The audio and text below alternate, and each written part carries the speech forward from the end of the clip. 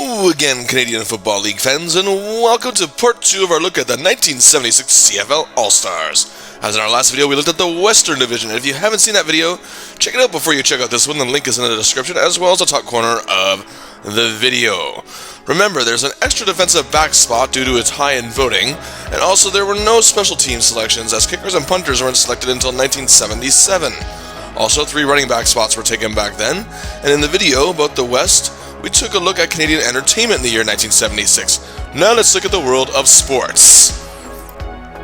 Yes, indeed, the big sports story in Canada, the 1976 Summer Olympics came to Montreal at long last, and what a thing it was. Not only did Canada fail miserably, becoming the first host country not to win a gold, but the city went into severe debt that plagued them for decades. However, we had something to cheer about in the Winter Olympics months earlier. Despite a lower overall medal count, alpine skier Kathy Craner became a national star in Canada when she took home the only gold medal of these Olympics for us in alpine skiing. And in the world of professional hockey, the Montreal Canadiens began a new dynasty, winning the franchise's 19th Stanley Cup. Also in the Rebel League, the WHA, the Winnipeg Jets take home the AFCO Cup, giving Bobby Hull another championship ring to go with his Stanley Cup ring. The first ever Canada Cup took place in 1976, Team Canada winning the international tournament, and what would prove to be the swan song of Bobby Orr, who also shocked the world by leaving Boston after 10 years and heading to Chicago. Also, the Canadian junior team, led by Peter Marsh, took home the silver medal. And now, here we go. The division was led by the eventual Grey Cup champion Ottawa Rough Riders, winning their 4th Grey Cup in 9 seasons, of course thanks to that thrilling finish in the Grey Cup that year, over the Western Riders. The Hamilton Tiger Cats, who had been somewhat stagnant since their 72 Grey Cup win, improved drastically to an 8-8 record. The two-time defending champion Alouettes were on one of the somewhat biggest letdowns of the year, but still managed to clinch a playoff spot, barely edging out the Argonauts, both with similar 7-8-1 records, although the Alouettes were much better than their record may have suggested. And now, let's get things started with the All-Stars. Does Ottawa lead the way? Do the champions rule the East? We're about to find out, as we start on defense with the defensive line. First at defensive tackle, we have Glen Weir of the Montreal Alouettes. With his second straight selection, Weir's determination is what helped shape Montreal's legendary defense in the 1970s. The London, Ontario native could break through the toughest offensive line walls to get to his man. Often he'd cause a quarterback to panic and make bad plays, looking into the Owls' advantage. His intimidation factor was off the charts. His hits caused many a fumble, always trying to knock down a given pass. And if he didn't get the QB the first time, he'd make it known he'll get him eventually. Or even if a tough fullback tried to get to him, he'd teach him the hard way it just wasn't going to happen. The next defensive tackle is a man who had a banner year, Granville Liggins of the Toronto Argonauts. He had something that not many defensive tackles had: speed. As soon as the ball was snapped, he used his quickness to try and break through the offensive line on the opposition, and his pressure against quarterbacks were among the best in the league that year. And again, I should point out, sacks weren't an official stat until 1981, but Liggins most definitely had many, and he was the guy who could drag you back as far as he could for a significant loss in yardage, be it a QB or a running back. Also great at stripping the ball, causing fumbles. There wasn't much he couldn't do. A former All-Star in Calgary and part of their 71 Grey Cup winning team, he brought a winning attitude that was much needed in Toronto. And to top it off, was a runner-up for the Shenley Award for the CFL's Most Outstanding Defensive Player. That, of course, means, in addition to his 4th divisional selection, he was awarded his first All-Canadian selection since 1971. Next up, we venture 45 minutes or so south of Toronto to my hometown of Hamilton, and the first Cats All-Star on the list is Mike Samples, a punishing defensive end who could knock people on their keister just by one simple movement. While he'd be better known for his days in Saskatchewan later on, he helped improve what had become a complacent Ticat defense, helping re-establish the team's reputation on the defensive side of play. When Samples barreled down on a given QB, fans knew what was coming next and would anticipate something big, and whoever he would hit would be engraved into the turf where he played. This is his first selection. Next up, we have one of the best to ever play the defensive end position from the Montreal Alouettes, Junior Ayew. This Islander was a pure brute through and through, and only had one mode: ferocity. He never let up. Every single play, be it a close game or a total blow, whether his team was in control or even down, he never stopped playing until the game was over. And every QB and ball carrier knew that, which is why they'd be extra sure not to get lazy. He was another reason why the Montreal Alouettes had such a great defensive legacy in the 1970s, and this was his third consecutive All-Star selection. He was one of the league's best, and it was clearly recognized as he earned his first All-Canadian selection.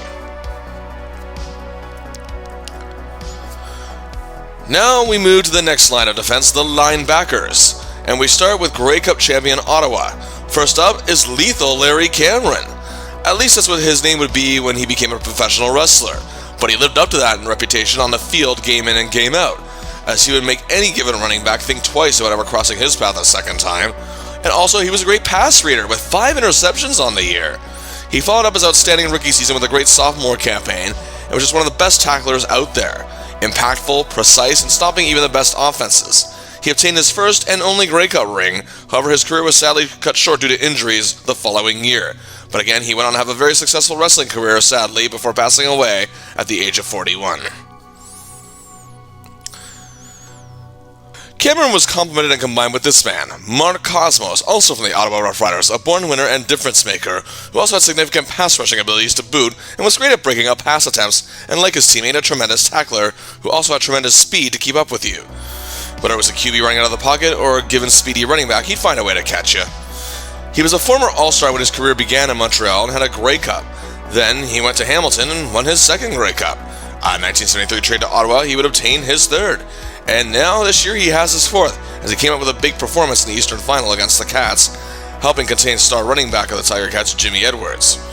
As a result, he gets his second Grey Cup ring, and achieved, in addition to that, his third All-Star selection, his second All-Canadian berth, and first since 1971. And rounding out the linebackers, Big Daddy Z, Chuck Zapiak, who started his career in Ottawa, but found his groove in Montreal, as he scores his second All-Star selection. A former third-team All-American out of Penn State, and while he was a great tackler against the run, his big specialty was in short yardage situations. His ability to read a given play, and where the ball was going to be, was a huge part of Montreal's defensive success in this era. He was also an extra threat on a given blitz play, catching quarterbacks off guard. He caused 4 fumbles on the season to boot. So now we go to the defensive secondary, and the Toronto Argonauts, Steve Dennis, a man who could square off with a tight end, or even keep up with a speedy wideout, or cover a short pass to a running back or fullback. Steve Dennis was tremendous in what was a talented Argos secondary. Also a hard hitter who could knock the ball loose, and what looks like a catch, he could just about do it all. And he indeed snagged many passes. It would make the opposition pay a bigger price on his long returns on those pickoffs to boot. Speedy, pulverizing, and at any end of the field where he was needed, he would deliver. This would be his first and only All-Star selection of his career, but would go on to play 10 seasons. Now we move back to that great Alouettes defense and Phil Price, a forgotten yet important part of the Owls defense in the 70s. Well, he was a highly skilled pickoff man with 5 picks to his name. He was also an aggressive and strategic tackler, as any receiver who tried to make a move on him, he could read and stop him from getting any further yardage. With his second All-Star selection, he showed the CFL that he could be recognized for a lot more to his contribution. And the fact that he could help complete Montreal's secondary during their success in the mid-1970s also shows that he really deserves a lot more recognition. Well, we stay with the Alouettes, and we go from a man who deserved more recognition to a man who actually got quite a lot of it, Dickie Harris. He had it all. Oh sure, he statistically delivered with 5 interceptions. He had speed, and he would cause headaches for any receiver he squared off against. He wasn't just good at stealing passes, he would often sacrifice himself to make sure one was knocked down, or just plain broken up. Or just when a receiver thinks he's wide open, Harris would break up the attempted catch, almost luring them into a false sense of security in some way. Whether it was his intention or not, either way, he made it work. And if his savvy as one of the league's best defensive backs wasn't enough, he had over 1,000 yards in both kick and punt returns combined. It was because of all of this that for the 4th consecutive year, he was selected. And for the 3rd consecutive year, he was chosen as an All-Canadian.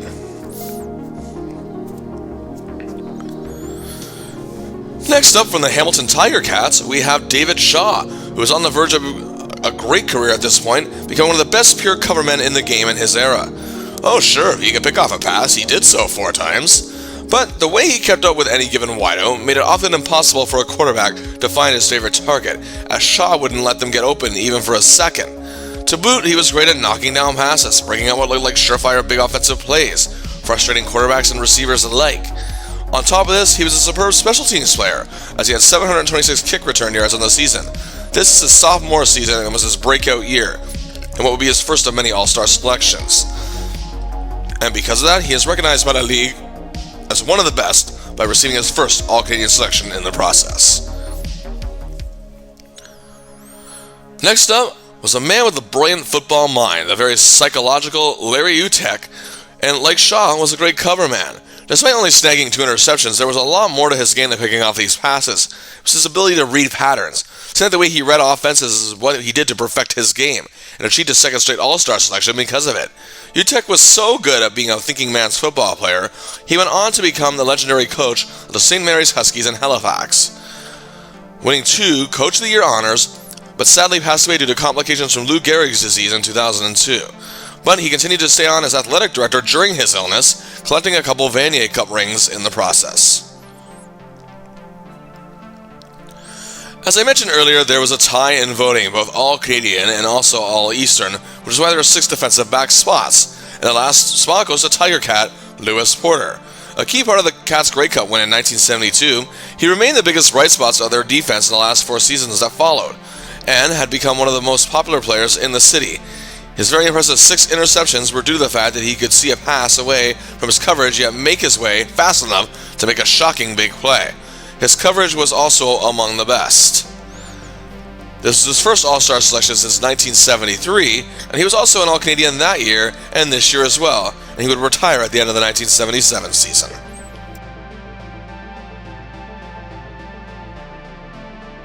That does it for the defense. Now we move to the other side of the ball, and the offense, starting with the hard-nosed O-line. As center, we start with Grey Cup champion Ottawa's Don Smith. And no, that's not a typo, that's how he spelled his name. Smith joined Ottawa in 1973, winning a Grey Cup in his rookie year, and now achieves his second ring. A great communicator with quarterback Tom Clements, Smith, after a given snap, will then use his 6'4" frame and push back the toughest defensive liners the CFL had to offer. A popular fan favorite in Ottawa throughout his career, what would be 8 seasons, this is his first All-Star selection. Moving to guard, we have from the Hamilton Tiger Cats, Larry Butler. And this was a man that star running back Jimmy Edwards often relied on. If the back was going to make a bolt up the middle area, and it worked quite often that season, Butler was his man. And Butler comes in from the World Football League and makes an immediate impact in Canada, using that extra strength in his shoulders to push tacklers back, enabling Edwards to rack up some excellent numbers. In his first year in the CFL, he obtains his first All-Star selection. Staying at guard, veteran Dave Braggins on the Montreal Alouettes, in his 9th season, earns his second straight and overall All-Star selection. A 3-time Grey Cup champion and runner-up for the outstanding offensive lineman the year prior, Braggins is a major reason why Montreal QBs had time to wait for a man to get open in a given situation. Starting his career working with the great Russ Jackson in Ottawa, he quickly learned how to communicate with the rest of his offense and became one of the best of his position at the time. In addition to his second division selection, it's also his second All-Canadian selection, but he would retire at season's end. Staying with the Alouettes and one of the best blockers entrenchment of his era, Dan Yochum, a commanding presence whose blocking abilities and his skill at containing any pass rushers was matched by his heart and tenacity and resilience, as he played the game with hustle and he used all his might to make sure his QBs and backfield were well protected. A major key in Montreal's success in the 1970s to boot. In addition, he gave QB Sonny Wade time to throw. He would also open up blocks for running backs such as Andy Hopkins to gain significant yardage. Yochum's attributes were recognized as he won the Shenley Award, the CFL's most outstanding offensive lineman, to go with his 4th straight All-Star selection. And on top of that, his 2nd straight All-Canadian selection.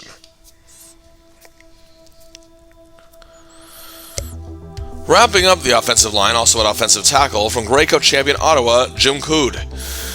Coode went the extra length for his QBs, making sure that not only the opposition was blocked, but pushed them as far back away from the play as possible, giving his teammates more than enough ample time to move around, which benefited quarterback Tom Clements in a significant way.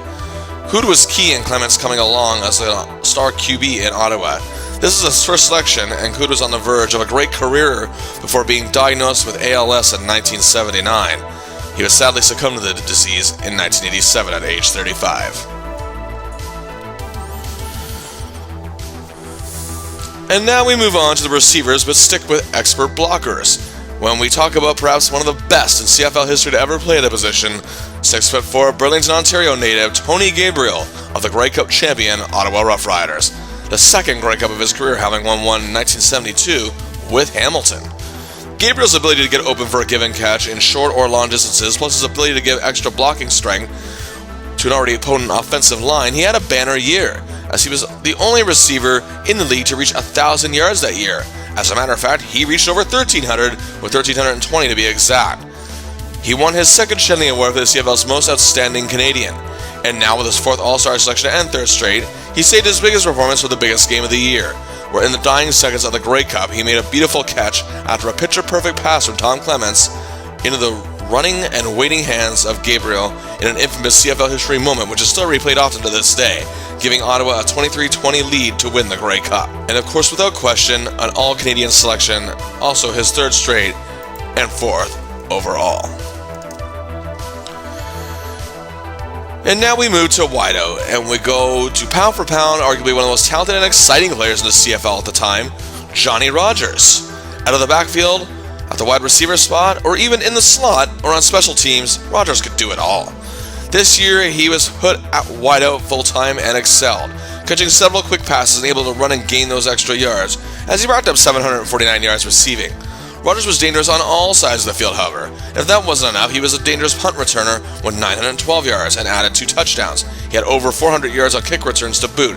He had 2,100 all-purpose yards, and in the West video, I erroneously, due to a miscalculation on my part, had Steve Barrett of the Bombers at second in all-purpose yards. He was actually third, but he was best in the West. It was actually Rodgers, as Barrett was third, and Rodgers was a 2-time Outstanding Player finalist in years prior. And this, his fourth straight All-Star selection, was actually the first year he wasn't an All-Canadian. He departed the Alouettes to play for the San Diego Chargers in the NFL for 2 seasons before retiring. The other wideout spot goes Mike Eben of the Toronto Argonauts, a former college star for the University of Toronto.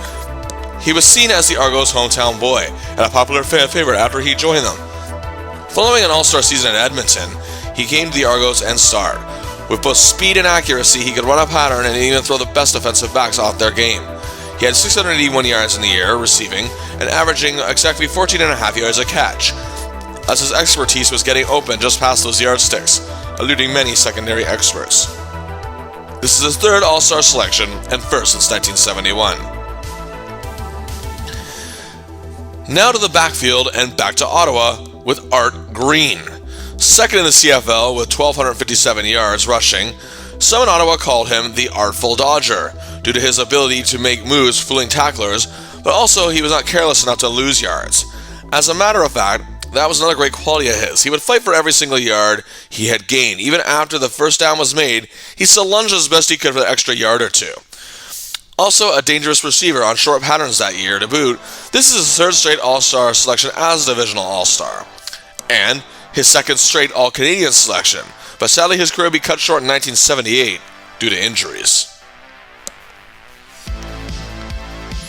The next running back is Andy Hopkins of the Montreal Alouettes, who after 2 All-Star seasons with the Ticats joined the Owls as Rodgers was moved to the wideout position.